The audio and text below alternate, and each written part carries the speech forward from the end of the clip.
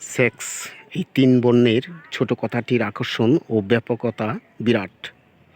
এরই মধ্যে লুকিয়ে রয়েছে সৃষ্টির মূল কথা, অথচ এটাকেই মানুষ নিষিদ্ধতার বেড়া জালে আটকে রেখেছে। ফলে এর প্রতি মানুষের আকর্ষণ দুর্নিবার। এটাকে জানবার জন্য মানুষ ব্যাকুল। আর এই সুযোগে কিছু অসৎ ব্যবসায়ী এটাকে মূলধন করে মুখরোচক অস্বাভাবিক বিকৃত কথা কাহিনী দিয়ে মানুষকে প্রলোভিত করে বিকৃত মনোভাবে বৃদ্ধিতে সচেষ্ট। কারণ এর ফলে তাদের ব্যবসার রমরমা চলছে।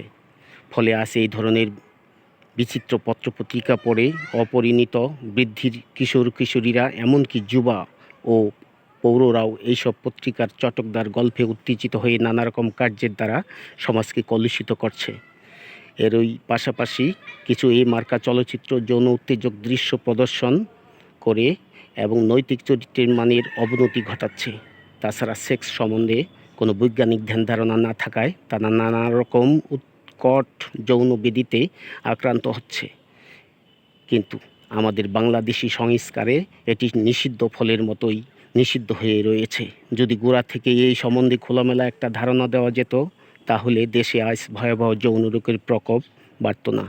তাই আজ দাবি উঠেছে স্কুল কলেজে সেক্স এডুকেশন চালু করার, এবং এটা করাই সঙ্গত। এর জন্য চাই প্রখ্যাত সেক্সোলজিস্টদের বৈজ্ঞানিক ভিত্তিতে রচিত পুস্তক প্রকাশের দ্বারা, আর চটুল ধরনের বই নিষিদ্ধ করা। প্রত্যেক নববিবাহিত দম্পতির সেক্স সম্বন্ধে পূর্ণ জ্ঞান অর্জন করা কর্তব্য, যাতে ভবিষ্যতে সবল সুস্থ সুন্দর সন্তানাদি ও সমাজ গড়ে তোলা যায়। আজ যেখানে সেখানে যৌনরোগ বিশেষজ্ঞদের পোস্টারে পথঘাট পূর্ণ। প্রত্যেকেই দাবি করছে দুরারোগ্য যৌনরোগ নির্মূলের সিদ্ধহস্ত, কিন্তু কার্যক্ষেত্রে নিষ্ফল। তাই যাতে যৌনরোগ সম্বন্ধে নিরাপদে নির্মূল করা যায়, সেই উদ্দেশ্যেই আমার এই প্রয়াস। এতে সেক্সের প্রকৃতি, নর-নারীর গঠন ও শ্রেণীবিভাগ, নারীদের ঋতু সংক্রান্ত গোলযোগ, শ্বেতপ্রদর, পুরুষের ধাতু দুর্বলতা, জননতন্ত্রের গঠন ও কার্যকলাপ, এইডস, সিফিলিস, গনোরিয়া প্রভৃতি রোগের চিকিৎসা এবং প্রতিক্রিয়ার নানা রকম আসন সম্বন্ধে আলোচনা করা হয়। এই ধরনের শিক্ষা বাংলা ভাষায় নেই।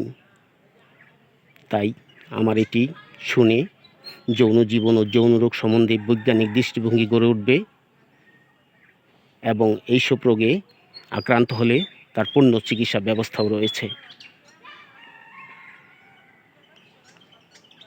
আমার এই প্রচেষ্টা আপনাদের কাজে লাগলে আমার গবেষণা অ্যানালাইসিস সার্থক হবে বলে আমি মনে করি। আমি হাকিম এস এম ইসমাইল হোসেন সুজন বলছি।